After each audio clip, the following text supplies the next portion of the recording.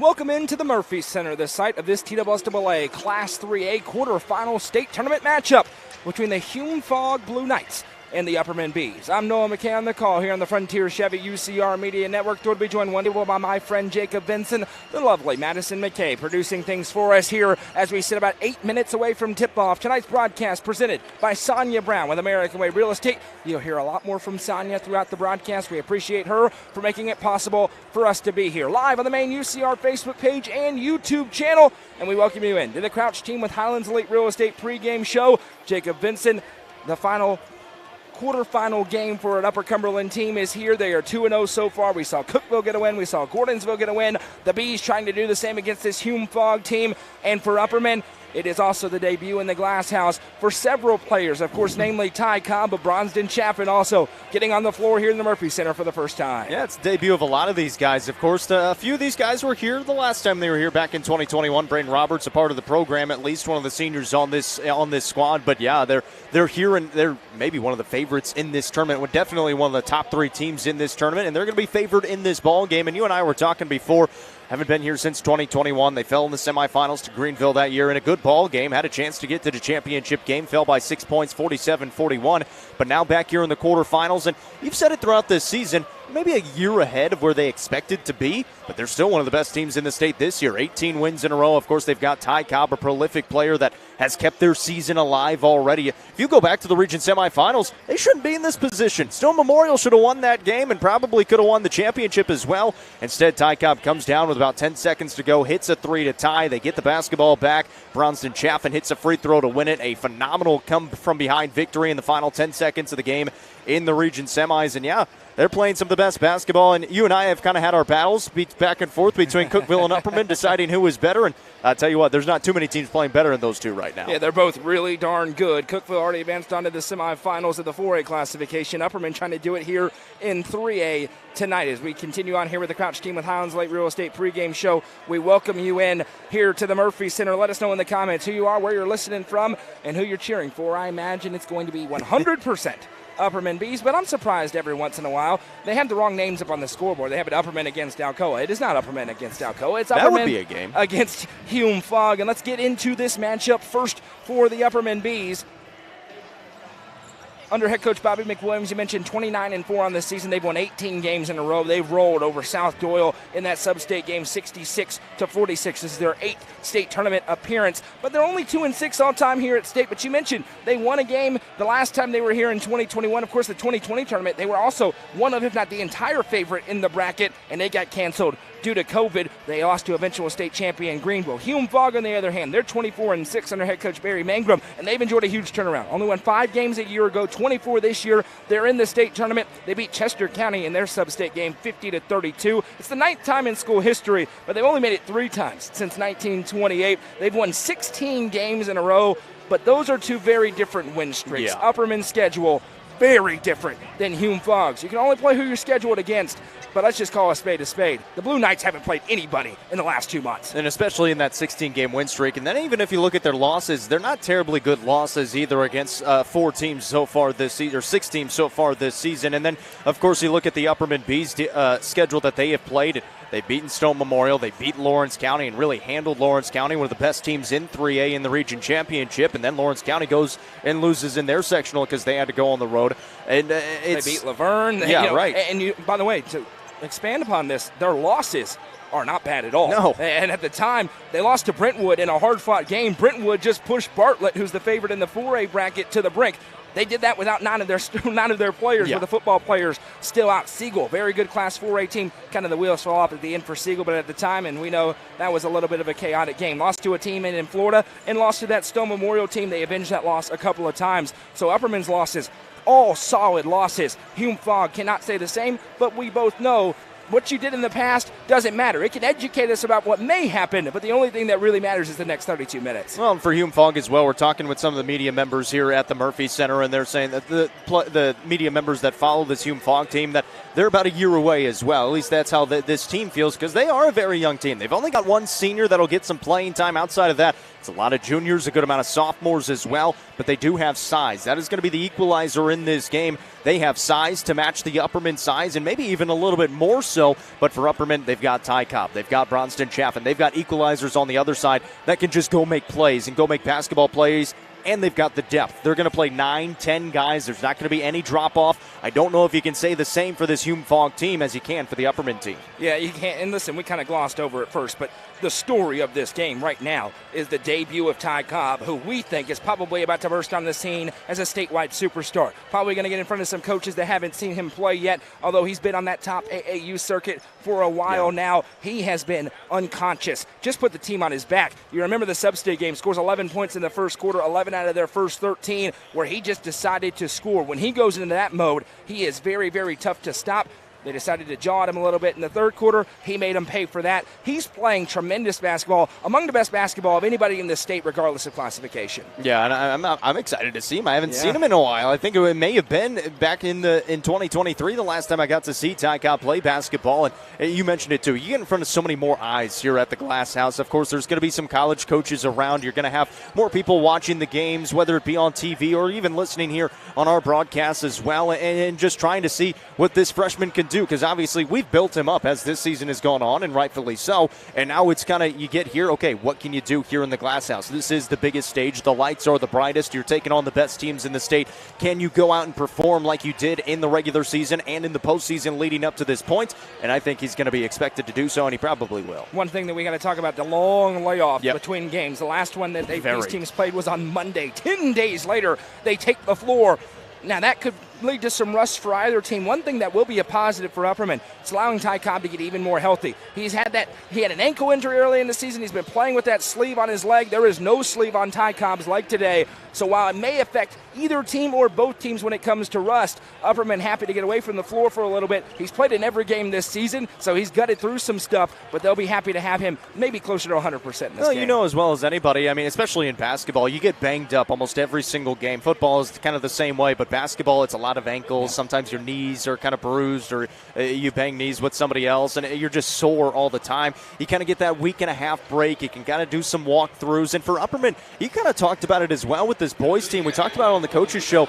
They really didn't practice until January. They could not have the whole team practicing until January, and so now they're still maybe getting acclimated a little bit, getting ready for the state tournament. Off the top of his head, Bobby McWilliams thought maybe 4 full practices between the football guys got in and that winter storm that blew through that took a week of the season away. If you recall, he said back when the football guys first got back, he said probably going to be about a month. At exactly a month from when they got the football players back in, they have not lost a game since then. So Bobby McWilliams, he's been coaching for a while. He may know a thing or two. Another player, debut in the Glass House, a player that we know, regardless of the sport, is a big-time player. Yeah. Bronston Chaffin, he's really emerged. He's starting to play way above the rim in this postseason. Yeah, I mean, he has been phenomenal. And we've posted so many highlights, both in the second half of the regular season and here into the postseason as well. Just him going up on the glass. Him and Ty Cobb have some really good chemistry, and they're just a freshman and sophomore. It's time for the Swallows Insurance starting lineups. First for the Hume-Fogg Blue Knights under head coach Barry Mangrum with a record of 24 victories and 6 losses. This is their third state tournament appearance since 1928. Starting for the Blue Knights, number 4 is Miles Rucker. Number 5, Patrick Morgan. Number 12 is Michael Inwoye. And that's probably mispronouncing his name. I apologize to him. Number 22, Alonzo Rhodes. And number 32, Rodney Dunlap. Their opponents, the Upperman Bees, under head coach Bobby McWilliams, with a record of 29 victories and 4 losses. They have won 18 games in a row and are making their 8th state tournament appearance. Number 0, Ty Cobb. Number 4, Evan Huddleston. Number 15, Clayton Harris. Number 21, Braden Roberts. And number 23, Bronston Chaffin. Starters once again for the Blue Knights: Rucker, Morgan, Inwoye, Rhodes, and Dunlap. And starters for the Bees: Cobb, Huddleston, Harris, Roberts, and Chaffin. I'm Noah McKay on the call, joined by Jacob Vincent, the lovely Madison McKay producing things for us. Hume-Fogg to our left in the Kentucky color scheme. They've straight up ripped it off. Uniforms. It's Kentucky uniforms, and instead of Kentucky across the chest, it says Blue Knights. They even had the blue and white checkerboard on the warm-up shirts. They are to our left as the road team. Upperman, the home team, there in the home white jerseys, white shorts, gold numbers on the front and back, with Upperman in black across the chest plate to our right here at the Murphy Center. Keep the comments rolling in as we're live on the main UCR Facebook page and YouTube channel. Tonight's broadcast presented by Sonja Brown with American Way Real Estate. Call Sonja at 931-979-7145, and she can make your real estate dreams a reality. Excitement's in the air. Upperman with a good crowd. Not a huge student section, but the fans are here. The adults have made their trip. Hume-Fogg, I don't know if there's anybody here.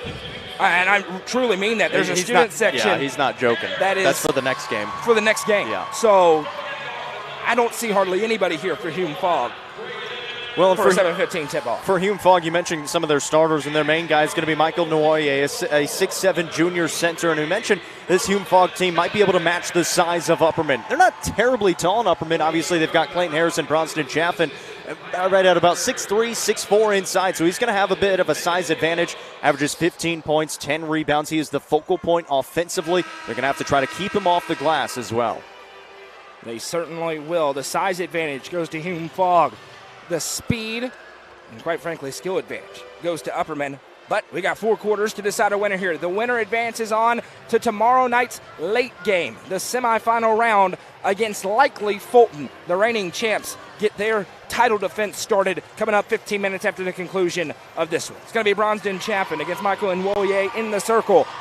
As the lead official blows the whistle, checks over, walks it in, throws it up. Let's get it on in the Murphy Center as Hume-Fogg possesses the opening tip. The point guard is Miles Rucker. He bounces right side. Upperman wastes no time. He's trying to see what defense they're in. And going to the 2-3 as Huddleston jumps in front of a pass. Evan Huddleston drives in. Evan Huddleston good for 2. 15 seconds in. 2 points off turnovers for Upperman. Came out in the extended 2-3 zone. They tried to get it into the middle to Nwoye, and he couldn't get rid of it. Now Hume-Fogg tries to jump through. Shot put up. No. Rebound up. Braden Roberts comes away. And here comes Upperman flexing the speed. Roberts, an absolute lethal sharpshooter. Him and Cobb combined for 19 points in the first quarter of the sub-state game against South Doyle. They love the penetration driving game with Roberts on the wing and Chaffin inside. Cobb inside. Shot fake. Puts it up. Good for 2. Ty Cobb's first of, dare I say, many points in the Murphy Center in his career comes 45 seconds into the game. Yeah, and Hume-Fogg's running a 3-2 and a turnover. Another turnover. Cobb behind the back pass. Huddleston, no one is fouled. Miles Rucker picks up the personal, and look out. Upperman already rolling downhill. 56 seconds in. Evan Huddleston, the sophomore, to the line where he will shoot 2. Well, they've already got 2 made buckets. They almost had another one there. It was a good block. Obviously, a foul was called as well. But how about Ty Cobb picking off the pass, goes behind the back, looking for Huddleston. Huddleston and Cobb have been very, very active at the front side of that full court pressure and have been able to already create 2 turnovers here in the early going. Apologies. Evan Huddleston is a junior, of course. He's at the line here. The Sonja Brown with American Way Real Estate free throw line where he makes the first. The second one is good. 2 for 2, and it is 6-0 in favor of the Bees, and they are still showing this full court pressure. Hume-Fogg trying to settle in here. Upperman looks to have no ill effects after 10 days off. Pass ahead to Nwoye. Feeds it across, and it's intercepted again. Another turnover. This time Braden Roberts, and now here's Evan Huddleston into the half court. Right side, Braden Roberts bobbles, now finds Cobb. Cobb checks back for the new play call. Bobby McWilliams rises to his feet to deliver it. 6:40 to go in the first quarter. Hume-Fogg's running a 3-2. It's almost a 1-2-2, and they have Rodney Dunlap at the top of it, a 6'4 junior that is really good amount of size. Roberts fires into Cobb. Turnaround shot blocked out of midair. Rebound tipped up. Blue Knights come away, and they'll push it in transition. And now it's going to be swiped from behind, and a foul will be called here. It's going to go on Clayton Harris, his first. And he has found himself in foul trouble pretty frequently here as he's going to play 110%. Upperman can afford that, though, with the depth they have with the bigs. Chaffin, Harris, and Isaiah Helms off the bench. Yeah, I mean, it's one of the deepest teams, if not the deepest team in the tournament, because you could go 9-10 deep, and there's no drop-off in production whatsoever. Left side, little shot fake here for the Blue Knights, trying to get established. It's tipped up, another steal. This time Huddleston comes away. Upperman turning it over with ease. Left side, Cobb back to Huddleston. Now back to Roberts. Roberts thought about the deep 3. Instead, puts the dribble down with the left hand. Swings it for Huddleston. Into the corner, there's Ty Cobb. Cobb picked up defensively by Rucker. Now steps through. Baseline pass Chaffin off the chest of Harris. Turnaround inside Clayton Harris. Good for 2. And it is 8-0, and it's timeout time for Barry Mangrum. all Upperman right now, forcing turnovers, getting out and going in transition. That's exactly what the doctor ordered. Force those turnovers, and you said it, get in transition. That was a really good move by Clayton Harris, an undersized post player inside at about 6'3". I say undersized because, well, you're going up against 6'7", 6'4" on the other side. He kind of turned around, did a couple of shot fakes, and then once he got those guys up in the air, as they're coming down, he goes up, gets it high off the glass, and got it to fall. Clayton Harris getting comfortable here at MTSU. Going to play for Coach right. Derek Mason over at the football stadium just next door to us here. The defensive end / outside linebacker signed a few months ago. He's going to play at the next level on the gridiron, and what he lacks for in height, certainly, he makes up for in that 230-pound frame that he has inside. Upperman with the lead, 8-0. We've seen big early leads evaporate as 4 turnovers, already forced by the Bees. That's the big thing right now is Hume-Fogg cannot take care of the basketball. Rucker trying to bring it up. Huddleston says, how do you do? He's forced to give back now to Dunlap. Dunlap across the timeline. Upperman stretching that 2-3 once again. Now Rucker brings it over right side. Back left now. They swing it over left wing. There's Morgan. It's tipped again by Cobb, so they'll go back into the backcourt, and Rodney Dunlap has it. Yeah, and Upperman's doing a good job. They start in that 2-2-1 full court, drop back in that 2-3, and there's no passing lanes available. Now looking forward is Dunlap. He sends right side. Rucker drives in. Mid-range pull-up jumper. Good. And Miles Rucker gets the Blue Knights on the board with a nice jumper. Yeah, found the soft spot in the middle of that zone, got to the free throw line right behind that first line of defense and was able to knock it down. Roberts with it. He flashes back right side. Cobb with it, and Ty Cobb calls out the play. Freshman point guard. Right side, Braden Roberts now. Roberts sends over to Cobb. Cobb back to Roberts. Now looking in. That one's tipped, but it goes out to Huddleston. They were looking inside to Harris. And instead, Roberts reverses right side. Now backdoor pass went right through the hands of Bronsden Chaffin. Probably was going to be a lay-in. Instead, it's a turnover, and Hume-Fogg with the ball down 6. Yeah, it was a no-look pass down low to Chaffin. Chaffin knew he was coming with it. It was just a lot of pace on it. He was kind of coming towards the pass, so it added a little bit more pace and just went right through his hands. 8-2 our score, 4:50 to go in the first quarter. Miles Rucker with it as Evan Huddleston picks him up again. Huddleston already with a couple of steals. Baseline drive here for Morgan. Morgan now fires into the low block in Nwoye. And Nwoye goes up over Harris, and the second personal foul called on Clayton Harris is going to send him out of the game. And it prompts Cam Bush and Branson Turnbow to the table. 2 free throws upcoming here for the leading scorer, Michael Nwoye. And I think for Harris there, that was just his 230 frame. He just bumped him just enough, and it kind of took the momentum of Nwoye across the lane. It got the call, and now Nwoye's first chance for some points. 2 dribbles, spins it back, 3 more dribbles. And now Nwoye flies away the first free throw. It's good. This is a terrible shooting free throw team. Just straight up. They shoot just over 50% as a team. It's as low as you're going to find in a state tournament, but Nwoye makes the first. Yeah, he's a 59% free throw shooter himself. He gets there a lot. He's the leader on the team in terms of attempts. Nwoye again takes his time, now flies away the next. And that one is good. Maybe they just need to shoot at the Murphy Center. 2 for 2 for Nwoye. We see that from a lot of teams. And out of the timeout, Hume-Fogg appears to have settled in just a little bit. We mentioned first appearance in a long, long time for this program, and they appear to be a little nervous early. They're settled back in now as it's 8-4. And they brought in Isaiah Ring off the bench as well, so they've already gone to their bench once. And Ring's a good player for him, one of their leading scorers off the bench as Bush sends over right side for Braden Roberts. Roberts bobbles.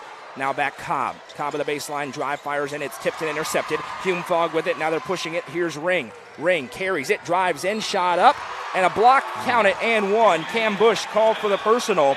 They got away with a carry. They got away with a carry, and then they got away with a charge. It's going to be a free throw upcoming as they've scored 6 straight. Yeah, that one was pretty close. It could have gone either way. Cam Bush was trying to set a charge underneath. Not too much of a contest from Coach McWilliams, who had a good angle on it. So we'll go with what the official says on that one. Definitely got away with a carry. No question about that one. Under the ball, flipped it over.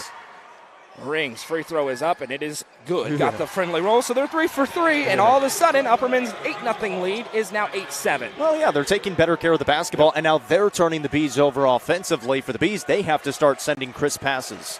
It's been the size of Hume-Fogg that's been an issue right now. It's a different sort of zone. Haven't played a look like this. Reverse pass, Braden and Roberts. Little shot fake now in for Branson Turnbow. Turnbow tied up, and now he's going to lose it. 3 straight turnovers for the Bees. Hume-Fogg starting to play downhill. It may be timeout time for Bobby McWilliams. Left side, Isaiah Ring. He kicks back now, has it again. Ring tries to drive, reverses out. Morgan triggers the 3, and he got it.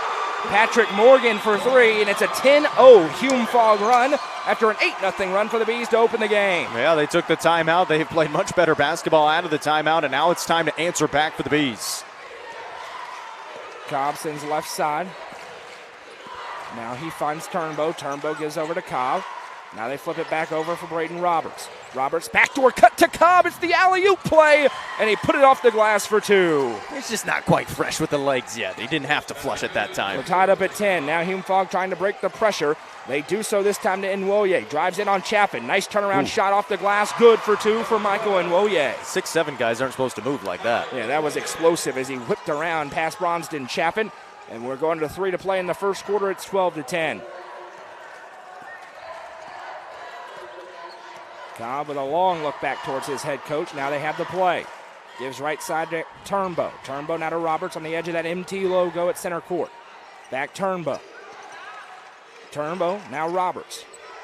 Roberts, a 3-2 zone here for the Blue Knights. First time I've seen this all year. Roberts sends over right side Cobb. Jack Torrance, Evan Huddleston to the table for Upperman. Drive Cobb, slices and finds Bronston Chaffin with a nice feed for 2. Yeah, and I kind of like that defensive play call there for Hume-Fogg running that 3-2, knowing that Upperman likes to shoot the 3 ball outside and then trying to get him inside to give Hume-Fogg that advantage with their size. Miles Rucker with it. Rucker tries to bounce off Cobb, now finds free throw line. Turnaround jumper up, nothing doing. Rebound down to Turnbow. 2 minutes to go in a tied up first quarter. Turnbow pushing it ahead. Fires over to Cobb and open in the corner, went through his hands, but he's able to save it in for Braden Roberts. Roberts now finds Cobb. Cobb open left wing side, thought about the 3. Instead, Turnbow reverses Roberts. Braden Roberts for 3, no. Chaffin, no, with an offensive rebound. Back to Cobb. He's in rhythm for 3, and it's good. Ty Cobb with a Sonja Brown with American Way Real Estate 3. Yeah, they finally got a couple of open looks, able to cash them home, and now back on top again. Now Hume-Fogg made their run. Upperman back on their run now. Ring with it, back and forth we go in a seesaw first quarter. Open 3 on the other end, nothing doing. Rebound down, a good one there for Hume-Fogg. Shot up, no good, but a foul is called. And this is going to be Alonzo Rhodes to the line to shoot 2. Foul's going to go on Branson Turnbow. Is it Turnbow or Bush? You're right, it's on Cam Bush inside. Bush, and now that's Bush's second. So Bush and Harris have picked up all 4 fouls for Upperman, and now you're seeing the depth. Colton Johnson to the table. Evan Huddleston at the table, and Jack Torrance is there as well. Another big at 6'2", Colton Johnson going to check in. And the first free throw is good for Rhodes. So a team that barely shoots 50% is 4 for 4 at the charity stripe in this first quarter. Yeah, I mean, they've taken 525 free throws on the season, so they get there quite a bit. It's just not been able to knock them down too much. But I guess if you're going to get there a lot, then you're eventually going to make a good amount of free throws. Rhodes sets up at the line. Now fires one up. That's no good. Rebound. Nwoye went over the back on Chaffin. And it'll go the other way. Michael Nwoye is going to pick up the personal here. His first, team second. And so Upperman will go the other way. 1:21 to go in the first quarter. Their lead is 15-13. That's been a really good answer back by the Bees. After turning the basketball over a few possessions in a row, they started to take care of it, but now they're dealing with a little bit of foul trouble, so some of these younger guys off the bench are going to have to produce. Important minutes here for Colton Johnson as they bounce it over left side. Now back for Huddleston. Huddleston finds Cobb. This is a spot they like to take Cobb out of the game typically, but it's the state tournament. Chaffin sends back to Cobb. Now Huddleston bounces left side. Jack Torrance triggers the 3. No good, a bit strong. Rebound down, and Nwoye goes up to get it. Here come the Blue Knights in transition, and Nwoye carried the basketball. He was trying to fire it down the floor, and Jack Torrance cut off that transition pass, forced the carry. Well, Upperman got lucky there because they had numbers too, because Cobb tried to go up for the rebound. He is absolutely gassed. You mentioned this is kind of the point where he gets that extended break at the end of the first. He went for that offensive board, and he was kind of stuck behind the play. He's just winded right now, so he's actually going to give it off to Torrance to start this play. Torrance with the basketball right wing side. He finds Cobb. Cobb back to Torrance. 41 seconds left for the Bees as they lead by 2. Cobb flashes in Chaffin. Chaffin power dribbles, goes up, fadeaway blocked, and Nwoye swatted that one right back to Ty Cobb. Back and forth Huddleston, reverses for Torrance. Good movement defensively right now out of an unconventional zone here for the Blue Knights of Hume-Fogg. And Nwoye's been really impressive in this first quarter. Big player, using his size to his advantage. 18 seconds to go. Upperman's going to hold for the final look. Michael Nwoye at 6'7". Got those long arms. He's going to be a point forward, I'd imagine, at the next level, if not even a 3. Here's 4 seconds to go. Huddleston in the corner. 2 seconds. Huddleston puts up the shot. No good. And that brings us to the end of the first quarter. Fast start for Upperman. Response for Hume-Fogg. We'll head to the second. It's Upperman 15, Hume-Fogg 13. Coverage of this game presented by Sonja Brown with American Way Real Estate on the Frontier Chevy UCR Media Network. Is the Upper Cumberland's home for delicious Chicago-style pizza, beef, chicken, fish, and more. Located in Cookeville's historic downtown district, Fire and Vine's food and atmosphere will keep you coming back for more. Take in stunning views with creative food and drinks on the rooftop. Fire and Vine is proud to support this broadcast on the UCR Media Network. The Crouch team with Highlands Elite Real Estate proudly presents this gorgeous home on Cross Point Drive. Boasting 4 bedrooms and 2.5 bathrooms with nearly 2,000 square feet, this home in the Prescott School District in Cookeville could be your forever home. Call 931-979-1191 for more information and to schedule a showing, or visit chadandamycrouch.com. The Crouch team with Highlands Elite Real Estate is proud to sponsor this broadcast on the UCR Media Network. Entering the second quarter, Upperman's lead over Hume-Fogg is 15-13. It was 8-0 Upperman, then 10-8 Hume-Fogg. Upperman's answered by scoring 5 of the next 8 points in the game. As we continue to read through the comments, my nephews, Carson and Thomas, are tuning in. Hi, guys. From home. It's almost bedtime, but not quite yet. 15-13. Uncle Noah being on TV has lost its shine just a little bit. But I'm glad we got to put the camera back on us Absolutely. Again like we did for football. Oh, well, see me squinting the whole time. Cobb, turn around, jumper inside, no rebound, tipped up. Chaffin's in the lane of the trees, and we got a foul called. Who's it against? It's on Upperman, and I think they're going to call it on Ty Cobb. It is going to go on Cobb. His team's first, here with 13 seconds into the second quarter. Yeah, he tried to create some leverage going up over the taller guys in there, and it kind of pushed off the back of somebody inside the lane. So now bringing it up the floor here is Miles Rucker. Now back to him. Rucker with a little shot fake. Drives and kicks. Upperman in their normal 2-3 zone. Drive and now flip over into the baseline where it's grabbed by Rhodes. Rhodes turns on Cobb, puts it up. No, but the putback for Nwoye won't go either. Chaffin wrestles it away, and here comes Upperman, still up by 2. Letting him go a little bit inside as well. Rhodes got a good amount of contact. Cobb Euros through. Sends it over for Turnbow. Back to Chaffin. Chaffin backdoor for Ty Cobb. Shot fake. Blocking the foul.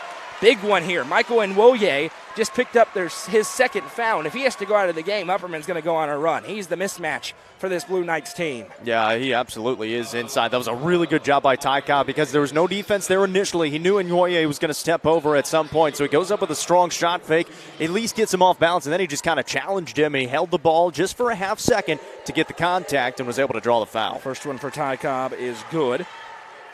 8 points already for Ty Cobb. And it doesn't feel like he's playing his best game. He's after the Upperman points with 7:15 to go in the second. And make it 9 as he goes 2 for 2 at the charity stripe.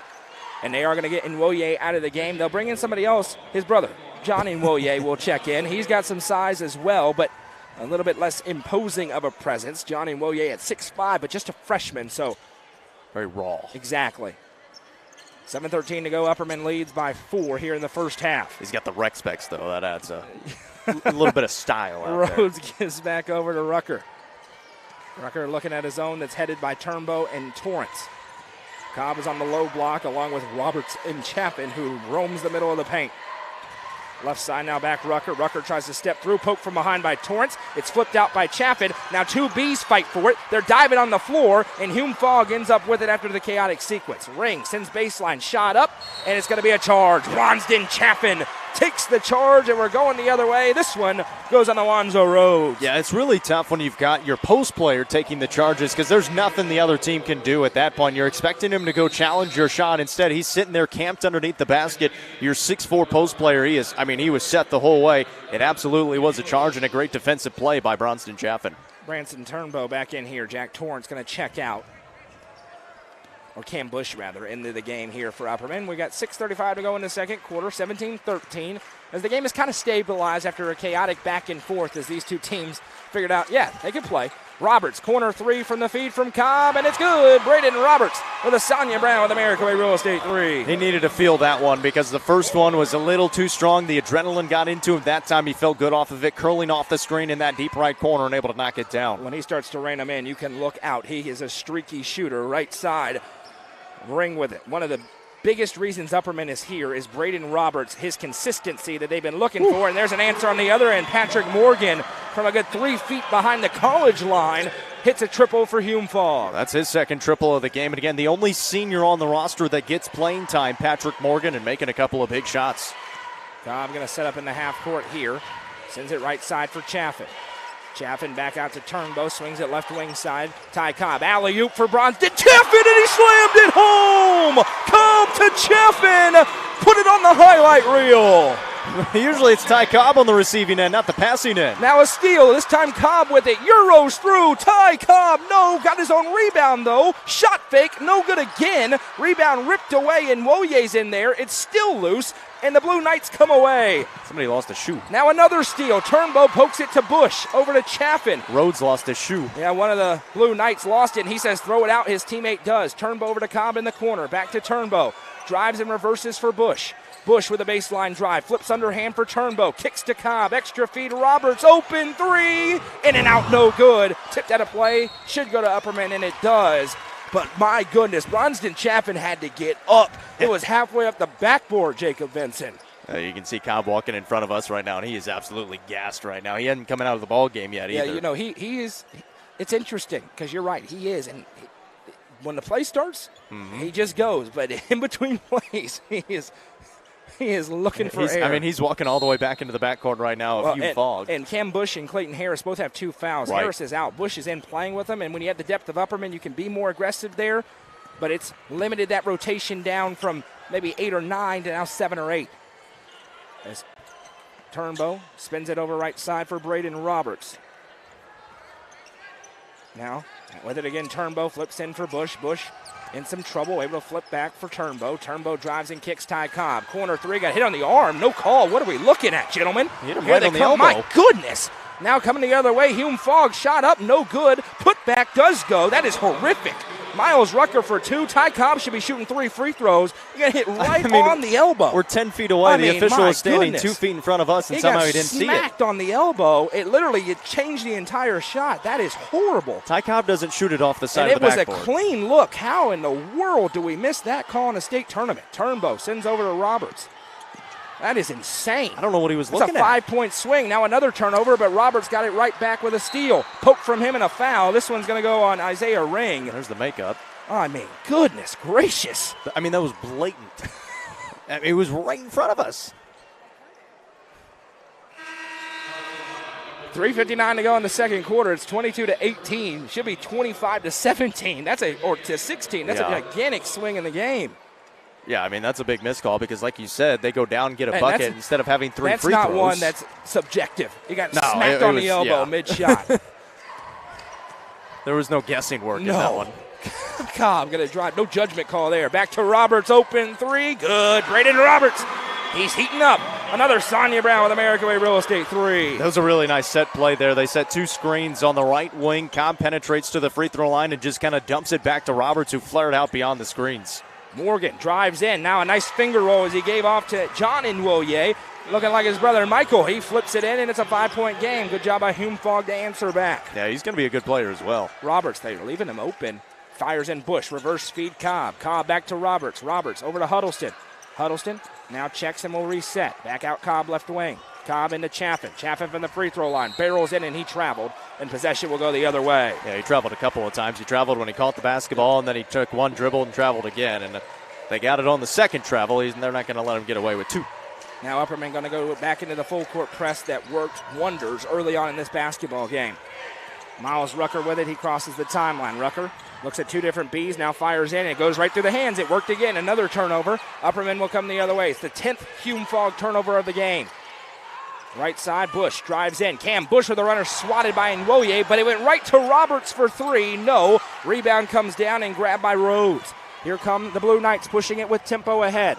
Left wing side. 3 ball is up and in and out, no good. Rebound tipped out of play, and it's going to go where? To Upperman. With 2:35 to go in the second. The officials looked at each other and made the call. I think Upperman got a gift there. It was a really good job by Cam Bush because he had the box out to not let an easy rebound go down to Rhodes, and I think you said it. I think Bush may have tapped that one out, but they at least had Rhodes on the back to maybe alter that decision-making a little bit. As it says on the screen, this is an audio-only broadcast. Nobody is allowed to video stream from the state tournaments outside of the TWSAA. As Huddleston has it, kicks back. We appreciate them allowing us to be here to do audio. Right wing side. Cobb finds Huddleston. Huddleston to Roberts now. Braden Roberts. Now has it Sends left side Huddleston. Huddleston with a baseline drive. Evan Huddleston over to Chaffin, who loads up and is fouled on the way up.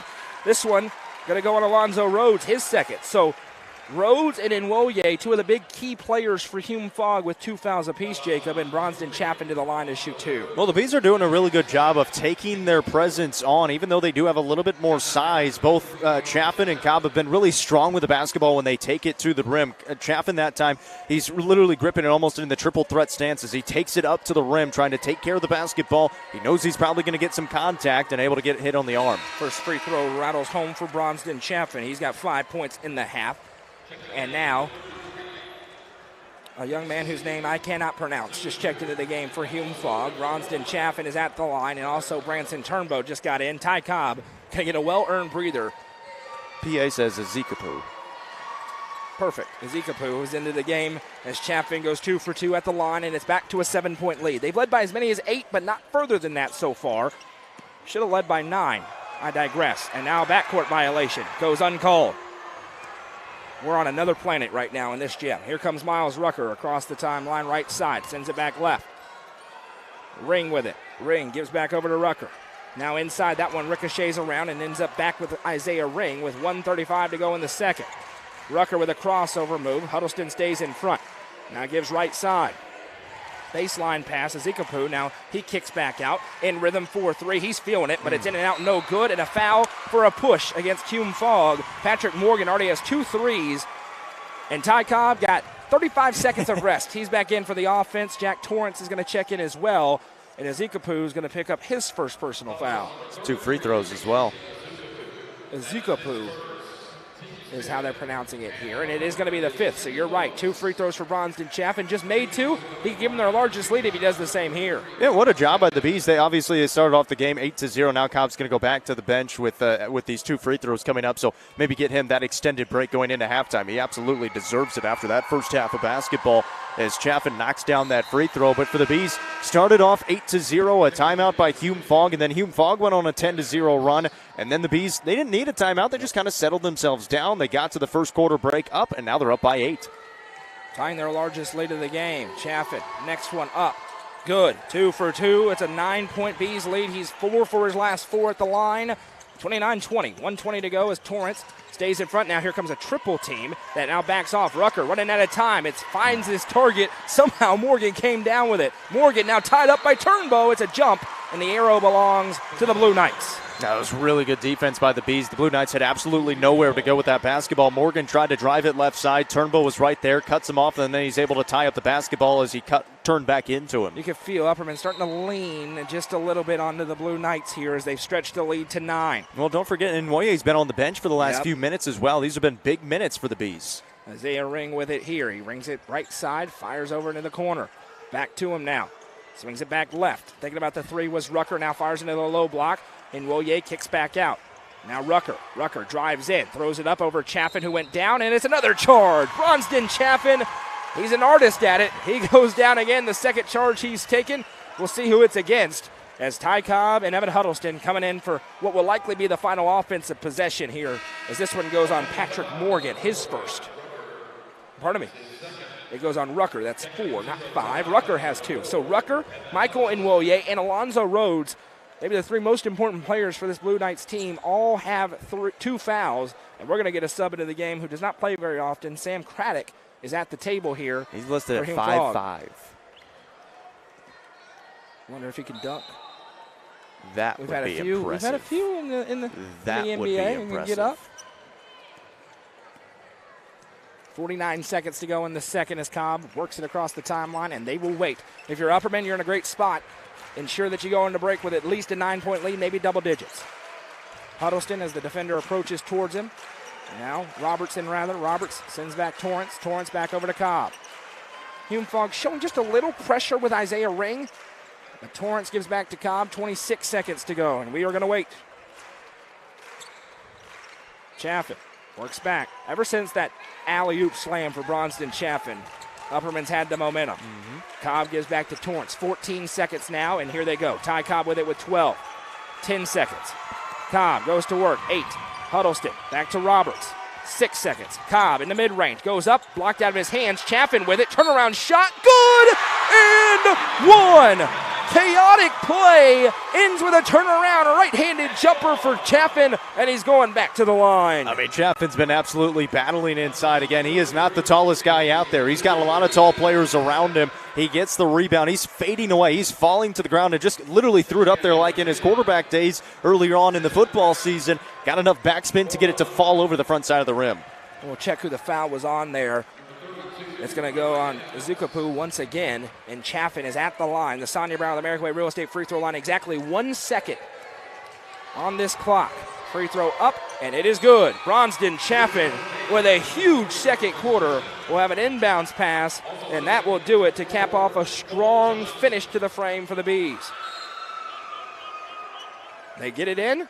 Full court heave. This would count if it goes, and it was closer than it had any right to be. A good attempt that time by Rucker, but it brings us to the end of a strong first half for the Bees out of Baxter. After 2 quarters, it's Upperman 32, Hume-Fogg 20.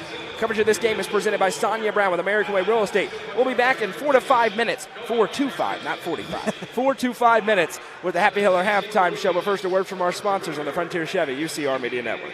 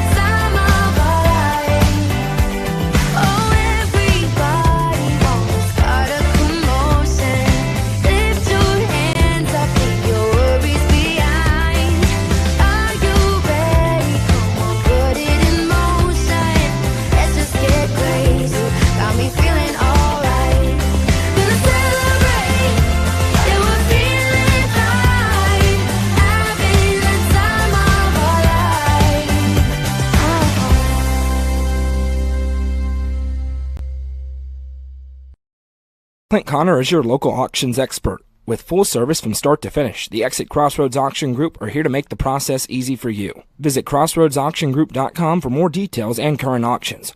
Clint Connor, your local auctions expert, is proud to sponsor this broadcast on the UCR Media Network. Delicious Pan Pizza is Domino's best-kept secret. With locations in Smithville, Sparta, Livingston, Allgood, and 2 in Cookeville, Delicious Pan and hand-tossed pizza, pasta, and more is never far away. Use the Domino's app to take care of your game day eats today. Domino's is proud to support this broadcast on the UCR Media Network. Nelson Trophy and Screen Printing is proud to support student-athletes and athletic departments throughout the Upper Cumberland. They're also proud to sponsor the Nelson Trophy and Screen Printing Player of the Game on this broadcast. From trophies to t-shirts, they can do it all. Stop by and see them at 120 Circle Drive in Allgood or give them a call at 931-537-9559. Nelson Trophy and Screen Printing is proud to sponsor this broadcast on the UCR Media Network. Frontier Chevrolet is ready to get you into your next vehicle and are proud to offer a lifetime powertrain warranty on nearly all vehicles below 80,000 miles. View inventory online at www.caseyschevy.com, including the brand new Chevy Trax and Traverse, or stop in at 2350 Cookeville Highway today. Remember, don't buy till you see Jason Fye.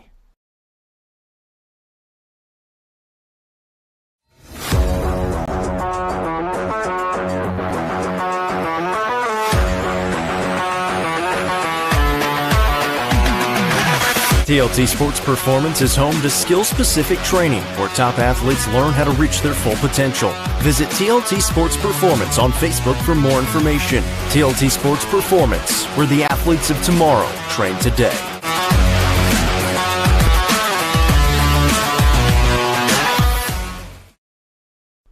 Sonja Brown with American Way Real Estate just listed this new construction home located in the Brookstone subdivision. With 2,075 square feet, 3 bedrooms, and large walk-in closets, the main level primary bedroom has one of the best features ever.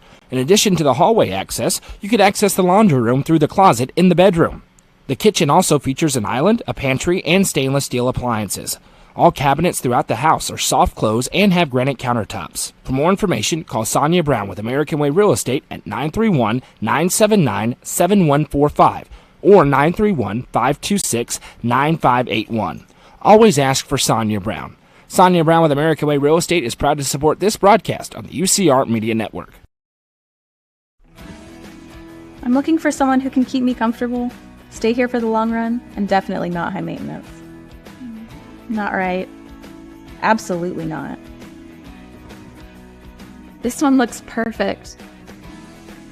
Find your perfect match with Hiller. Get a free UV light with select new HVAC systems, 50% off a descaler with new tankless water heaters, or free surge protection with a new whole home generator. Like that one too.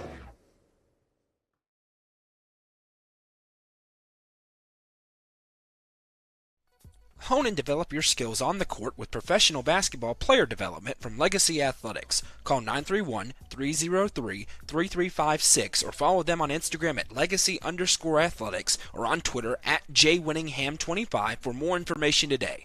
Legacy Athletics, proud sponsor of this broadcast on the UCR Media Network.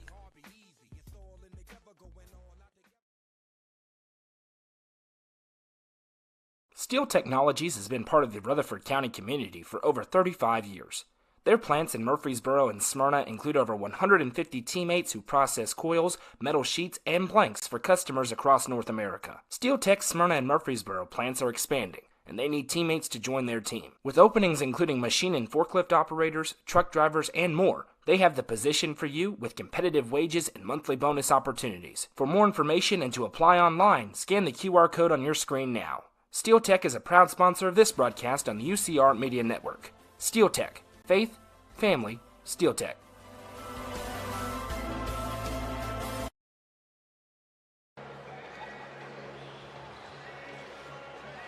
Welcome back. It's time for the Happy Hiller halftime show. At the break, Upperman's lead over Hume-Fogg in this quarterfinal round of the state tournament is 32-20. I'm Noah McKay, joined by Jacob Vincent. And Jacob, as we get into this halftime show for Upperman, pretty methodical. They had that fast start, 8-0, and then a good answer by Hume-Fogg. But then in that second quarter, we had Michael Nwoye, the top player for Hume-Fogg, get into foul trouble, and Upperman started to lean a little bit. Bronston Chaffin, especially, without the 6'7" defender in there in that low block, had 11 points in the second quarter, or in the game, I should say, 9 in the second quarter. He also had 5 rebounds, so he's firmly on double-double watch, including a ridiculous alley-oop. And right now, if you're Upperman, you probably feel pretty good in that locker room to our left. Yeah, absolutely, especially the way you ended that first half. You started out the game on a great run. You were turning them over on the other side, being Hume-Fogg, and then Hume-Fogg answered back with a run of their own after the timeout. They kind of settled in. And then you said it, about midway through the second quarter, the game had kind of stabilized between the two sides. Hume-Fogg in a little bit of foul trouble with Nwoye checking out of the ball game, and that's when Upperman went on their run at the end of the first half. And Bronston Chaffin and Ty Cobb have really kind of been attacking inside, and Upperman does not have a size advantage inside. Even with Nwoye out of the game, they still have Rhodes in there at about 6'4", 6'5". They brought in Nwoye's brother, who's at 6'5" inside as well. And so they've still got size, that being Hume-Fogg, but Upperman is just attacking right now. And they also got some big shots from Braden Roberts in that second quarter. And that's going to be the case probably in every game this tournament, however many Upperman plays. They're just not going to have a size advantage because they don't have that 6'7", 6'6" guy out there in the lineup. But where they make up for it, they're able to drive in and try to get lay-in attempts and get to the foul line. We saw that. Rhodes with 2. Ezekapu came off the bench. He has 2. And Nwoye has 2. Miles Rucker has 2.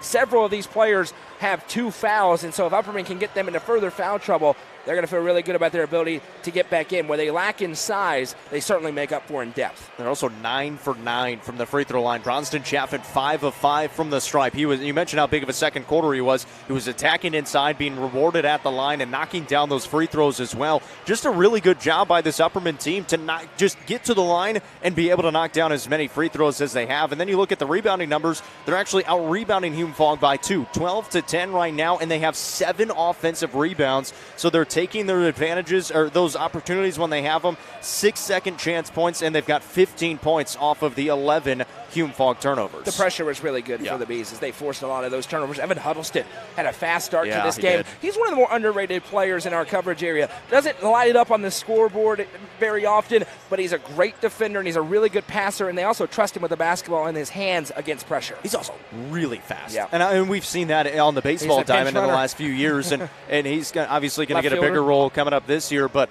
I mean, he is so fast, he's so quick laterally as well. You put him and Cobb's got a really long wingspan.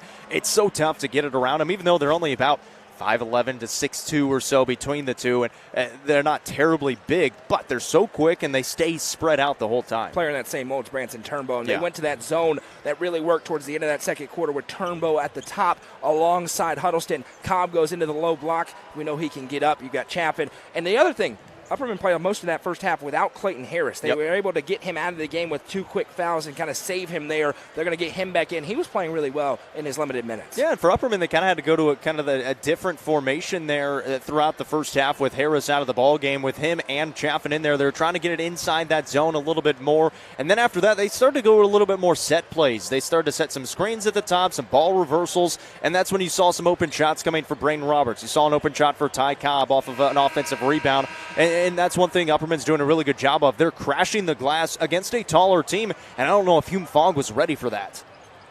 The buzzer is sounded, and teams have about 45 seconds to get ready here for this third quarter. It's going to be Upperman basketball to open up this quarter, working left to right on your screen as you visualize things here at the Murphy Center. I think we're doing a pretty good job. Facebook has us banning anybody that posts a link in the comments section and automatically gets deleted. But if anything breaks through, don't click any links. Nobody has the game live on their homepage. They're just trying to steal your credit card information. And we in the Upper Cumberland are too smart to fall for the fake bots out of Nepal and India and wherever the heck these bots are originating from. So make sure nobody has it on their Facebook page. Nobody.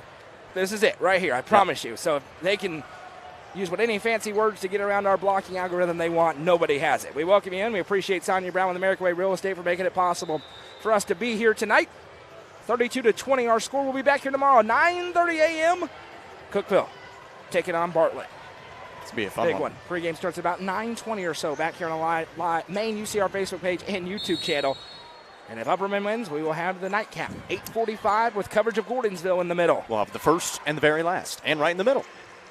Robert sends over to Clayton Harris, who's back in. Now fires into Chaffin in the low block. Two-man game for the Bigs, and it's 2 more points. Bronston Chaffin, he's really comfortable on the big stage. There's no question about it. It helps, obviously, when he plays football and he plays such a physical brand of football. When you get out here in the post play, when you take some contact, it's okay. Michael Nwoye went for the bank, no good. Harris boxed him out and allowed Huddleston to come away with the board, but then it's stolen away. Reading that the entire time was Miles Rucker. It's poked out of play, and it's going to go to Hume-Fogg. 32 seconds into the third quarter. We've seen double-digit leads erased in the Glass House, but the first couple of minutes go a long way towards deciding. We saw York do it against McMinn Central, but they were tied up within 3.5 minutes. Pickett County, same thing against Wayne County. Morgan, 3 again, and he is reeling them in from downtown. Patrick Morgan with his third triple of the game for Hume-Fogg as well, right near half their points. He's been a massive boost out there from outside for Morgan. Now 3 triples in the ballgame so far. Ty Cobb with it here in an 11-point game. Cobb finds Clayton Harris. Looking back door, instead Chaffin with it. Chaffin, as Cobb's getting held away from the ball. He now has it. Cobb, power dribbles. Blocked from behind and a foul. Who's it on? It's going to be on Rucker, which is his third. And Nwoye was also in the area. And Nwoye got the block pretty clean up top.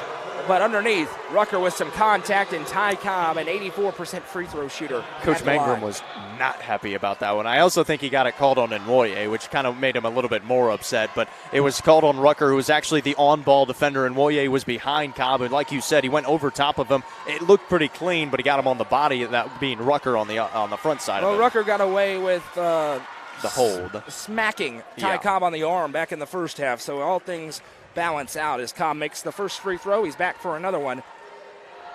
That one's up and good. 4 for 4 at the line. Upperman has not missed a free throw in this basketball game. They feel very comfortable here shooting in the Murphy Center. 13-point game again. Upperman back into the press. Trying to solve it is Dunlap. He sends over right side. Now Rucker across the timeline. Reverses back to Morgan. Again, he got open for 3. That time he missed it, but the rebound comes down. Dunlap has it, and he traveled. Shuffled the steps, and we're going the other way. I tell you what, they got to get out on Morgan because he's got a really, really good-looking stroke out there from outside. He flicks the wrist. It looks really good on the way. He hasn't been able to knock down all of them. He's now 3 of 7 from downtown, but he's also similar to Roberts, like you said. You can tell if he gets going, he's going to be able to go streaky. And I think Bobby McWilliams sees that as well. Yeah. And here comes Branson Turnbow to try to close out with his speed. Ty Cobb going to bring it across the timeline here. We're 90 seconds into the third quarter. Upperman's 12-point lead is now 13. Roberts, backdoor, Cobb, alley-oop, and he was too far underneath the basket. Kicks out, Chaffin tipped it for Huddleston. Now Roberts in rhythm, 4-3, in and out, no. Cobb went way up for the rebound. So much so he had to stabilize himself on the way down. Now he's free in the corner. Ty Cobb, no. Rebound again. This time it's Chaffin who goes up, and he is fouled. And this is going to be on Michael Nwoye. Yeah, he earned that one. He did. He hacked him on the arm. Bronston Chaffin to the line, and Michael Nwoye just picked up his third personal. So Rucker and Nwoye with 3 each. And Bronston Chaffin back to the line. And listen, it's been a pretty good whistle so far, with the exception of the one foul we had one that was on crazy. Cobb. But inside, they've called it pretty, not tight, but when there have been fouls, they have called them fouls. And the first miss from the free throw line so far tonight. That one rattles away, and now we're going to have Nwoye for Nwoye. Checking back in here is going to be John Nwoye. A bit ring. Oh, yeah, never mind. They're subbing. I saw Ring moving around. Ring is in there as well. They're subbing in and out here, but Michael Nwoye to the bench with 3 personal fouls. That's big. Upperman stretched the lead with him out. Chaffin makes the second. He's up to 14 in the ball game. And a bunch of rebounds. He's firmly on double-double watch. Yeah. He had 20 boards against Marshall County in the first round of the region tournament. Now it's a tip pass for Cobb in the full court. He steals it away. Now it's stolen back, though, by Ring. Ring got it stolen away by Turnbow.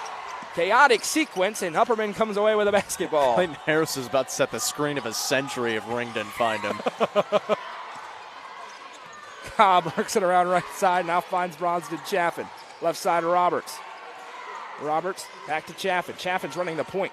Flips a pass up. It was tipped, and Harris came away. Back to Chaffin. Drives through. Chaffin is fouled. This one's going to go on Rodney Dunlap, his first. And a trip back to the line for Bronston Chaffin. It's a good game plan for Upperman. They're getting inside. They're undersized, but right now Hume-Fogg is fouling every time. Well, Hume-Fogg's also starting to get a little bit more aggressive defensively, trailing by 14 points. They're jumping passing lanes, and it's opening up the avenues for Chaffin to kind of duck in there. He got inside again, got behind Rhodes, and Rhodes really nothing he could do other than fouling. First one for Bronston Chaffin is good. He is playing a great game in his first ever state tournament game. 2 for 2 at the line here. Don't forget, a kid like Evan Huddleston playing really well early. He's played in the baseball state tournament. So you've got experience in other sports. Clayton Harris, Bronston Chaffin, Cam Bush, all the football players played in the state championship game. As they bounce it over right side here, Dunlap drives into Harris. Now forced back out. Reverse feed over to Ring. Triggers the 3. It's online, and it's good. Isaiah Ring buries his first 3, and it's back to a 13-point game. I think you're okay with him taking that shot. You don't want Morgan, and he was the one that reversed it. So fairly good defense, but sometimes they're going to hit him. Cobb across the timeline. He's met by Rucker. Little shoulder check. We play on. Cobb now drives inside. Cobb steps through. Right hand. Good. Ty Cobb showing off his bag. He's now up into 13 points tonight. And now Rucker trying to work on Cobb on the other end. Fires in. Dunlap gets to the low block. Harris wisely doesn't foul, and it allows the easy 2 for Rodney Dunlap. Yeah, Harris just gave him that initial body bump, and then he stayed straight up. Pretty good defense and a good finish for Dunlap inside, who does have some size. Now Branson Turnbow nearly broke the ankles of Ring. Instead, Turnbow picks up backdoor cut for Cobb, and Ty Cobb hesitates, puts it up, and in for 2 more. He knew somebody was going to be flying from the help side. It was Dunlap that tried to come flying through the air. Cobb just a little hesitation, then go up and able to finish. Rucker working through traffic, and now a push. Roberts. Braden Roberts going to pick up his first. It's going to be the first team foul against Upperman with 4:18 to go in the third. So Ty Cobb starting to get rolling. He's got 6 in the quarter. Bronston Chaffin has 5 to go along with it. And here's Cam Bush in for Clayton Harris. And with Nwoye out with 3 fouls, they don't have to have that 2 big lineup out there. Inbound to Ring. Now from the right wing. Triggers the 3. No. Long rebound, though. Rucker came away. Now bounces into the low block, went out of play, and it's going to Upperman with 4:11 to go in the quarter. Those are one of the few mistakes you're going to see from Ty Cobb. He went for the block, and then he didn't get the box out, and the ball came right back out to Ring. Fortunately, they come up with the basketball. He is gassed right now. Oh, yeah, he's played almost every single minute. And every time he runs away from the ball, he's having to work through contact, something Bobby McWilliams talked about in a story that's on UpperCumberlandReporter.com about their road to state. The physicality he's had to handle with all the attention that's been on him. They've been impressed. It's one of the main reason they're here. But it ramps up even more in the state tournament. Roberts, backdoor cut, Turnbow, reverses floor, and it went off the rim. Cobb goes out and tips it into the backcourt. Roberts goes out to possess. Now ahead quickly, Cam Bush, baseline drive for Bush, shot fake, spins back Roberts, triggers the sideways three, and nowhere close. Yeah, that was a tough shot. Yeah, that's one Bobby McWilliams with his hands on his hips does not like. That was one he was never set on. No, Ring with it now. Would have been awesome if it had gone in. I think this is Hume-Fogg's student section, by the way. Now Ring going to trigger the three. It's good. Isaiah Ring got wide open again, and Bobby McWilliams, timeout called. Maybe Hume-Fogg called it. Regardless, it's down to a 12-point game. I think you're right. They're in all green, though. That's what was confusing me. There's no green for the Blue Knights. Full timeout called on the floor here by Hume-Fogg. We'll be back in 30 seconds. 3:20 to go in the third. Don't go anywhere. From the sports field to the hunting field, our friends at Hall Sports and Outdoors can outfit anyone. Located in the heart of Jamestown at 207 South Main Street, Hall Sports and Outdoors carries everything from kayaks, fishing gear, and camo to guns and ammo. With top brands such as Columbia, Timberland, Under Armour, Asics, and much more, nobody can top their selection. Need some custom gear for your team? They also offer uniforms, gear, and custom embroidery. Stop by and see them at 207 South Main Street in Jamestown. Hall Sports and Outdoors, proud sponsor of this broadcast on the UCR Media Network. Coverage of tonight's broadcast presented by Sonja Brown with American Way Real Estate. Call 931-979-7145 to talk to Sonja today. 3:20 to go in the third. It's 43-31 after a three by Isaiah Ring. He's hit a couple in the quarter. Patrick Morgan has another. Those are the ultimate equalizer. It's keeping Hume-Fogg in it, but Upperman right now still with a fairly comfortable lead. They'll have the basketball out of this timeout. Yeah, we'll see if the press was employed maybe by Coach Mangrum. And it's tied it up so far here in this third quarter, and it does look like they're going to bring out a press here. Huddleston to inbound here. He gets it into Turnbow. And Turnbow says clear out as the press does as well, except Rucker, so it's man-to-man. Kind of surprised they haven't brought in Noye back into this game as they've got it to 12. With 3 fouls, the season's on the line, but they're battling. Here's Cobb. Bounces for Turnbow.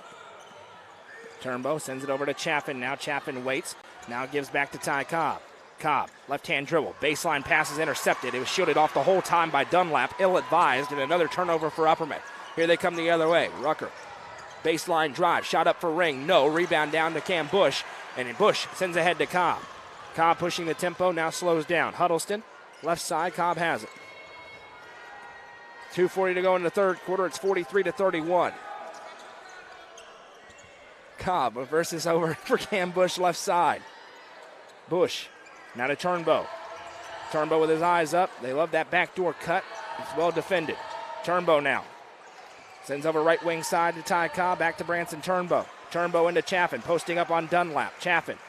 One dribble. Now reverses back. Turnbow going to trigger the three. Good! Branson Turnbow with a Sonja Brown with American Way Real Estate three. Well, he doesn't shoot it a whole lot, but if he's that open, he's going to take it. A good shot that time. 15-point Bees lead on the other end. Hume-Fogg shot nowhere close, an air ball. Rebound down to Ty Cobb, and now he's going to slow it down in a 15-point game. Clayton Harris is back at the table. Jack Torrance going there as well. Left side, Bush. Bush, baseline drive for Cam Bush. Picks up his dribble, lost his footing. We got a whistle and a hold. This is going to be a foul on Hume-Fogg, their fourth team foul. Might be on Rucker.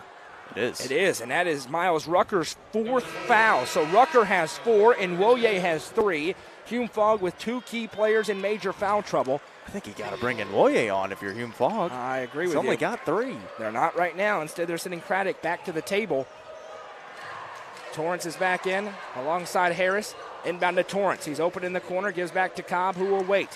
Back to Torrance. Wide open. Jack Torrance. Good! The largest lead of the game for the Bees. Jack Torrance splashes in the triple. Yeah, right in rhythm. Torrance got it off to Cobb. He got open and able to knock it down with the pass right back to him. I am stunned that Nwoye has not headed to the No scores clue table. why he's not It's in about there. to be over if they don't make a change. Rucker, reverse feed back out. Morgan kicks it over left side, driving in Ring. Ring steps through, nothing doing. Another rebound for Ty Cobb. Here comes Upperman. They have no offense without him. It's stunning to me. He's not in the game. Cobb going to drive in, kicks over to Torrance again. Corner 3, no good. Long rebound, tipped out. Harris got a hand on it, and Turnbow ran it down.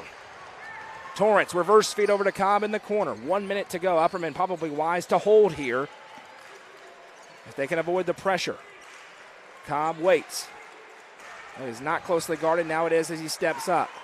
Cobb sends over to Turnbow. 46 seconds.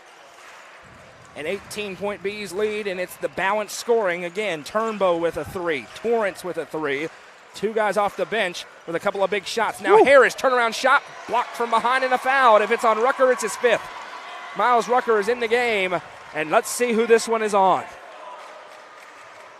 That's it. Yep. Rucker just picked up his 5th, and he is fouled out with 34 seconds to go. So they leave Rucker in, and they don't put in Woye in the game. So they actually were trying to bring him out, but they sent the sub too late and didn't get Craddock on, so they couldn't get him off. So I don't know what's going on that sideline. You don't bring in Woye. You can't get the sub on soon enough. So now you lose your point guard, and you still have not brought in Woye on, and you're down by 18 points. You're seeing some of the inexperience, I think. You're not giving yourself the best chance to win. And you're seeing Bobby McWilliams and his coaching staff, Alan Asbury, Brian Johnson, Austin McWilliams, Jace McWilliams. They're clinical over there with the approach as Clayton Harris' first free throw is no good.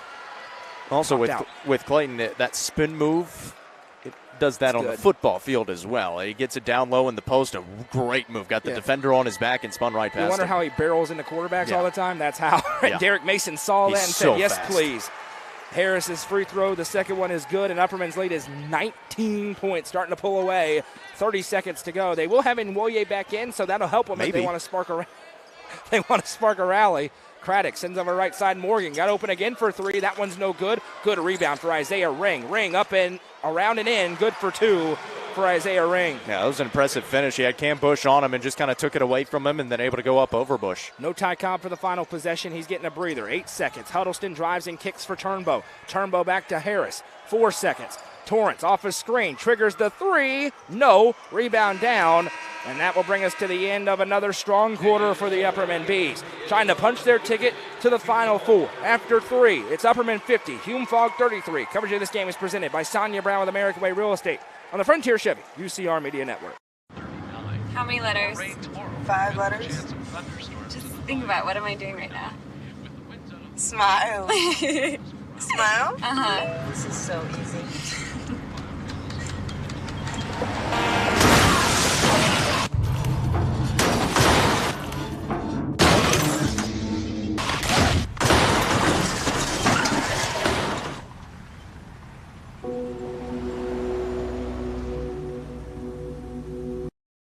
Loading the kids in the car, brokering peace in the back seat, mastering the snack handoff without even looking. Why are simple things sometimes so complicated?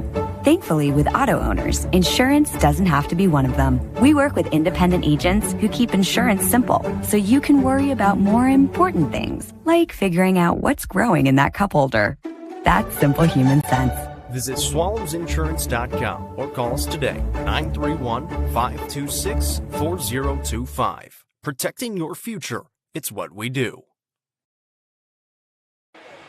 Welcome back as we enter the fourth quarter. It's a 17-point lead for the Bees. Hume-Fogg trying to get back in it, but they have a starter already fouled out. And then Woye is back in the game, finally, for them. But is it too little too late? We'll have to wait and see. Upperman trying to ratchet up the pressure in the half court. Into Michael Woye. He works on Chaffin, now floats into the corner. Woye sends inside. Rhodes drives, throws it up with the right hand. Good take that time for Alonzo Rhodes. Just his first field goal of the game, and it's back to a 15-point gap. And here comes a little pressure as Cobb blows right past him with a left-handed dribble. Back to Bush. He wanted them to pressure it right off of the make, and they weren't quite there.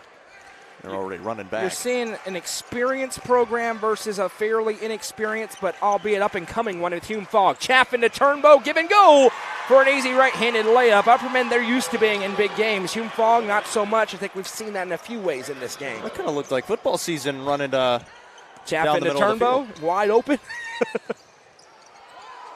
Or as Justin says, more colorful, as we have a foul called inside here on a shot attempt. It's going to be 2 free throws coming here for Isaiah Ring, who's really been a spark for him off the bench. Cam Bush just picked up his 3rd personal. Yeah, Ring has been really good, and something that they've really needed. Just some kind of juice coming off that bench, and still a little bit of life into that offense. Tomorrow, Cookeville against Bartlett, 9:30 a.m., live on the UCR Facebook page and YouTube channel, as Ring's first free throw is no good. Pre-game coverage at about 9:20 a.m., and then, of course, if Upperman hangs on, we'll have coverage of their game at 8:45 p.m., against likely Fulton. We'll have to wait and see as the next matchup.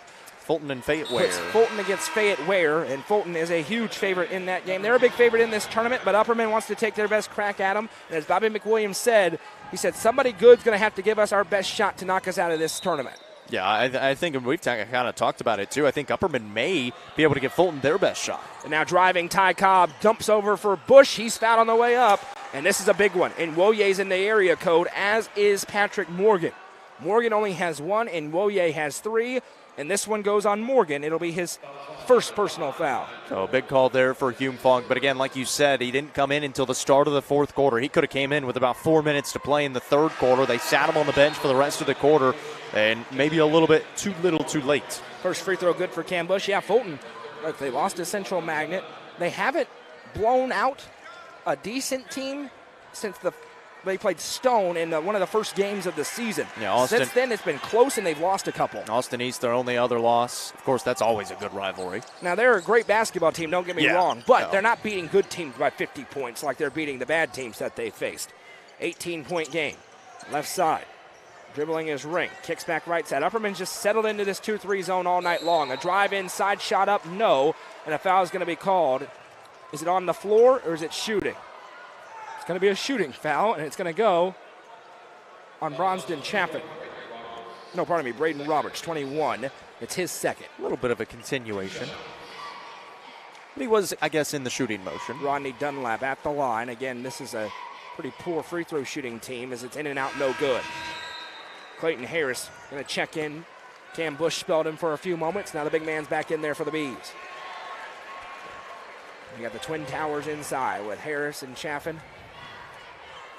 I think Upperman might be opening some eyes here this week so far. Uh-huh. Free throw good. You know, we were talking before to some people, and they're like, oh, this should be a good game. I was like, are you sure? I'm not so sure. As Cobb brings it up. He was good in the first quarter. Kicks over right side. I think it's easy to forget. And all the talk about Fulton, Upperman, if they hang on to this, is going to be 30-4. Yeah. With losses against 4A Brentwood, 4A Siegel, a team out of Alabama who's a great team in their classification. And 4A Laverne. They beat Laverne. 3A Stone Memorial. There you go. Who, of course, they avenged, and Stone, we know, maybe should have been Mr. Basketball and Cade Caps. Upperman killing the clock now. That's why we're in the discussion. 6:06 to go in the fourth. I would tell you if anything of excitement was happening on the floor. Branson Turnbow has it left wing side. Now kicks over Roberts. Roberts going to reverse out of the corner. Skip pass in right. Now Turnbow. Back out Cobb. 54-37. Upperman playing a little full corners basketball. Cobb with a crossover. Starts to drive. Shields off the defender. Now it's swiped in front by Nwoye. Michael Nwoye trying to work past Chaffin. A tie-up and a foul is called. It's going to be the third foul on Upperman already here. Could be on Roberts or Chaffin. I think it's going to go on Braden Roberts. It will, and that is his third. Yeah, he's getting pretty physical in there with him. He had a good amount of the basketball. I think it was before he got to the basketball that he hit him on the arm. Inbounds coming from the baseline here. Upperman's lead is 17. They kick it in the corner for Isaiah Ring. Ring working on Turnbow. Now back out. And Woye's really starting to become ball dominant, as you would expect. Turnaround jumper for him, and it's no good. Rebound tipped down. Cobb comes away, and Cobb has nobody in front, so he's just going to slow it down again. Ahead to Braden Roberts in the half court. Roberts splits a double team and now finds back for Cobb. Turnbow with it. Cobb. 5:15. Cobb works away from a double team. Back left side for Turnbow. You can kind of telegraph where these double teams are coming from, and Upperman's handling it relatively well. Cobb, and now as I say that, there's a foul called as Ring got the steal but connected on the body. And it's going to be his second personal, second team foul against Hume-Fogg. It's a foul. Yeah. No, they got him on the leg. He took him out. And now another ball handler. Evan Huddleston going to check into the game here. Coming out is Clayton Harris. So you got 4 ball handlers on the floor, plus Bronston Chaffin, who's competent with it. Yeah, he's in there to rebound. Sensing the pressure that's upcoming, and we got another timeout called here. This time it's Barry Mangrum for Hume-Fogg, burning his third timeout of the game. Upperman has not taken one yet. Bobby McWilliams, he hadn't had a need to. And right now, they're comfortably ahead by 17. It's just protecting the basketball, make the open looks, and play some solid defense, Jacob. Yeah, and you kind of mentioned the 5 timeouts left. The only time they really maybe could have taken one was at the start of the game when they went up 8-0 and then gave up a 10-8 lead. And but he let his players play through that, and I think it helped them for the remaining part of the ball game as they've pretty much dominated ever since that part.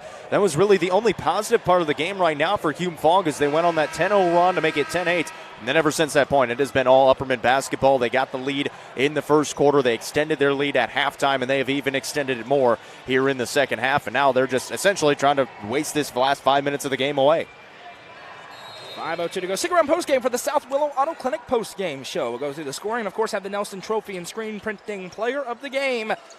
As the Bees trying to close it out. Backdoor cut to Cobb, loads up, and is fouled from behind. Ring had no choice. It was going to be an easy 2, and now Cobb will go to the line and try to earn it with a couple of free throws. Yeah, and that's one thing Upperman has done a tremendous job of tonight is attacking the basket, and they're doing it against a taller Hume-Fogg team.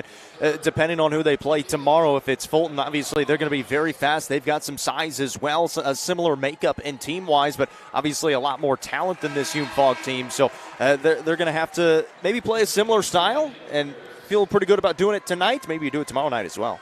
16 points for Ty Cobb as he rattles home the first free throw. He's going to set up again here and try to stretch it back to a 19-point advantage. Upperman tonight is now 19 of 21 at the free throw line as Cobb goes 2 for 2. Yeah, they've been huge at the line. And they've had a good game plan to attack the size inside. As now they send it over right side. Dunlap finds Ring. Now back to him. Dunlap going to drive and kick back to Isaiah Ring. Closed out. That one tipped up into the air. Cobb with the steal. And now Cobb bringing it up. Crosses over. Finds Huddleston. And Evan Huddleston makes it a 21-point game. And Bobby McWilliams is trying to call timeout. The officials didn't see him. 4:28 to go. It's still 58-37. They don't expect a coach to take a timeout with a 19-point lead. Now Dunlap has it. Sends left side Ring again. Isaiah Ring for 3. No good. Rebound tipped out of play. Physical play. It was last touched by Clayton Harris. Sorry, 21-point lead. Now Bobby does get timeout. 4:16 to go. It's 58-37. Full timeout on the floor. We'll take it with them and be back in 30 seconds after a word from our sponsors.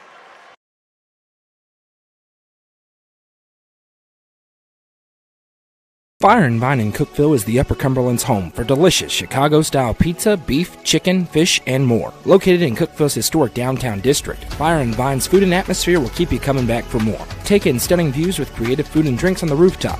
Fire and Vine is proud to support this broadcast on the UCR Media Network.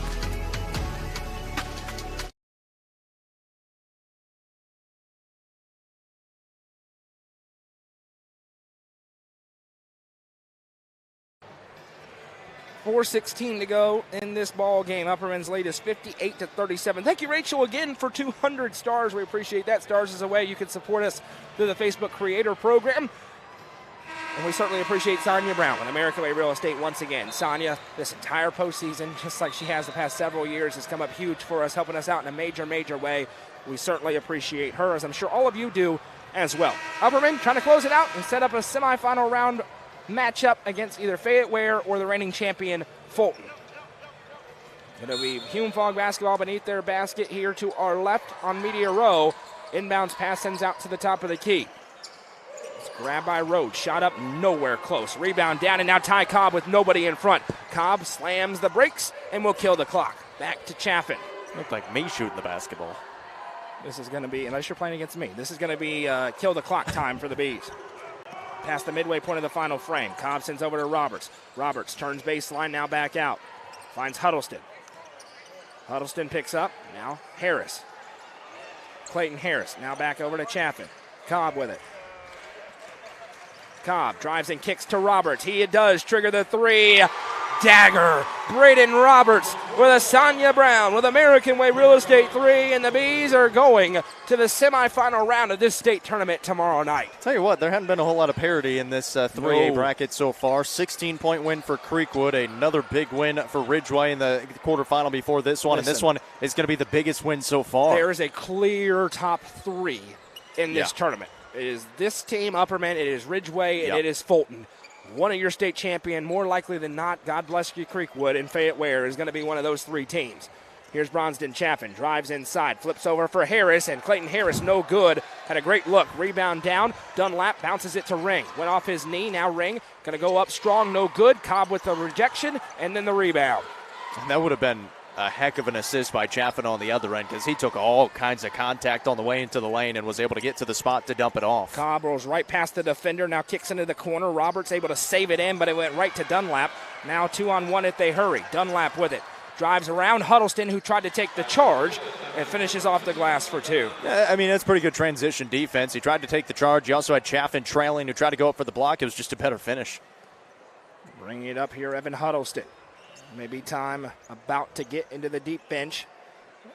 We may see a sighting of some players here. And the deep bench is only like 3 other guys because they play so deep anyways. Everybody has played besides 3 Bs in this game. 2:10 to go. Cobb works it through and cue the Jeopardy music. Left side Huddleston. We need some sound effects. The Upperman fans starting to clap. That's your job. Left side Roberts. We need that other mixer right now. Yeah, Just tap it. It's Roberts. Hotkeys. 1:52 to go. Roberts works it back to Cobb. 1:48. 8:45 approximately, because it could go off late. Yeah. It won't go off early. Cobb got tackled. No call. Ring with it now. Ring goes up. Blocked. Cobb says, okay, I'll just block it on the other end, and comes away with it. 1:33 to go. This has been a really, really good win for the Upperman Bees today. I mean, it's been clinical from start to finish. They weathered that early storm, that early run by Hume-Fogg, and were able to play good basketball. Good game plan as well from Coach McWilliams, attacking the basket, drawing some fouls, and getting to the line early, opening up the offense for open threes, and then getting shots inside as well. Chaffin sends over into the corner Cobb, and the students love it as Collier Bush takes off the warm-up jersey. He's going to get in. And we got a timeout called. It's for subs. 1:06 to go. Yeah, it's just for subs, so we won't have a long break here. And the celebration will be on. Listen, Fulton may be unbeatable, but if they're not, this team's going to give them a crack tomorrow if they play their best game. They got 2 losses. If it's just a coronation, then congratulations to them. But if not, this team is uniquely set to give them a run for their money tomorrow night at 8:45. They got 2 losses to Central Magnet out of Murfreesboro, which Stone Memorial obviously beat in the region quarterfinals and had to go on the road to do so. And then Austin East as well, that got blown out by a good Alcoa team earlier today here in the 2A state quarterfinals. So they're definitely beatable. Inarguably, Upperman is the best team Fulton will have faced. I just looked at the schedule. They are the best team Fulton has faced. So take that for what it's worth. Torrance lost handle on it, went out of play, and it's going to go to Hume-Fogg with 57 seconds to go in the ball game. It's not a matter of if, it's a matter of how many Upperman's about to win this game by. Well, and the Blue Knights went to their bench a little bit as well, bringing in some of their guys. Avery Jenkins checked in, a freshman. They brought in Craddock back in there as well. Now that shot nowhere close. Rebound down to Evan Huddleston. 49 seconds for Huddleston. Sends right side now Collier Bush. Bush, Huddleston. Bush also a baseball player. He's going to get out there. Lots of multi-sport athletes. I was going to say, that's the thing with Upperman is they have so much layover because every single team makes a deep run in the state tournament. Evan Huddleston's likely the starting left fielder maybe as we get into the season, and they are 2-0, by the way, with a combined margin of victory of 22-3. As a foul will be called against Hume-Fogg with 25 seconds to go. The only sport for Upperman that starts out with their full complement of players is football because there's no offseason, or there's a big offseason in between. There's a buffer. Finn Sism getting into the game. Walter Kane getting into the game. Speaking of multi-sport athletes, Isaiah Helms is in there for the Bees. So everybody getting in? Almost everybody. About to have a sub for Hume-Fogg. Inbounds pass into the corner. 3 was blocked. Colton Johnson tried to shoot the 3. They got blocked out of play with 22 seconds to go. And Patrick Morgan going to check out for the final time. Hey, listen. This is a Hume-Fogg team that's had an unbelievable turnaround. 5 wins a season ago to be in the state tournament here. That's awesome. But they ran into one of the best teams in the state. And they're going to be good next season what level as well. they are. This one's going to be stolen away. Still in there is Inwoye. He goes up, got blocked by the rim. Rebound down, he got the put back in. So Inwoye's in there, and that's no longer a fair fight at 6'7". But he's trying to finish it off. 10 seconds to go here for the Bees, and Walter Kane will dribble it out as Coach Mangrum says no fouls. 4 seconds, and that will do it. The Upperman Bees advance on to the Final Four of the Class 3A state tournament. Your final score, Upperman 61, Hume-Fogg 41. We welcome you into the South Willow Auto Clinic post-game show. The South Willow Auto Clinic are your hometown auto doctors. Jacob Vinson, clinical tonight for the Bees. A fast start, Hume-Fogg answered, but ultimately, no question who the better team was on this floor this evening. You and I looked at each other before this one got started, and we said, we expect this one to be close after the first quarter, mainly because they're 10 days off. And for Upperman, it's been a little while. They've got some young guys, maybe get some of those nerds out of the way. And then you saw them stabilize after that into the second, into halftime. And then the second half, they were able to run away with the basketball game. And a really good game plan to do it as well, to kind of settle those nerves is take some of those hits, take it inside, create some of the contact. And they were able to do so, get to the free throw line and knock them down. Great game plan. They executed the game plan well, and now you got to get a good night's rest and get ready to face whoever you're going to face tomorrow, probably a really good Fulton team. Scoring for the game is as follows. Ty Cobb leads the Bees with 17 points. He added 8 rebounds and 7 assists. Not bad for your first game in the Glass House as a freshman. Bronston Chaffin with 16 points, 8 rebounds, and 2 assists. 8 of 9 at the free throw line, by the way, for Chaffin. Cobb went 6 of 6. Also scoring for the Bees, Braden Roberts had 9 points, all of which came from behind the arc. 6 points for Evan Huddleston, 5 for Branson Turnbow, 3 for Clayton Harris and Jack Torrance, 2 for Cameron Bush, for a team total of 61.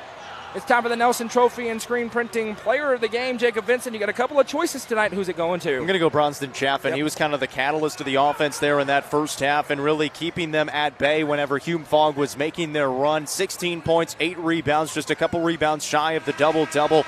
Really good game for him. And then he was also passing the basketball well as making his free throws. So Bronston Chaffin is your Nelson Trophy and Screen Printing Player of the Game. Upperman plays tomorrow night at 8:45 approximately against the winner of the next game here in the Murphy Center. It's Fayette Ware against Fulton. That game, of course, will be live on the main UCR Facebook page and YouTube channel as Fulton takes the floor. Last time they were here, they were winning a state championship. Will they do the same? We'll have to wait and see, but in their way, potentially, the Upperman Bees tomorrow night. Hope you join us at 9:30 a.m. in the morning tomorrow as Cookeville takes on Bartlett. Pre-game coverage will start at approximately 9:20. Back here live on the Facebook page and YouTube channel. We'll have coverage of Gordonsville in the middle of the day and then round it out with Upperman in the nightcap. And, of course, keep your eyes on UpperCumberlandReporter.com, our social media channels. The alley-oop earlier from Cobb to Chaffin is already up with the call on top of it, so make sure you check that out. We've got complete stories and photos to come, highlight videos, cinematic highlight videos from Goose, photos from Rusty and myself. It's nonstop here from the Murphy Center. We appreciate Sonja Brown with American Way Real Estate for being the presenting sponsor of tonight's game. She'll be the presenting sponsor of tomorrow night's game, but if you would like to for us to talk about your business on air, we need your sponsorship. So if you are interested in advertising or sponsoring the live stream, send a message to our Facebook page. Got a couple of options for you. We'd love to have you on board here as basketball season begins to come to an end. Your final score once again here from the Murphy Center. Upperman 61, Hume-Fogg 41. Until we talk to you all again, I'm Noah McKay. For Jacob Vincent to my left, the lovely Madison McKay on camera. Have a great night, everybody.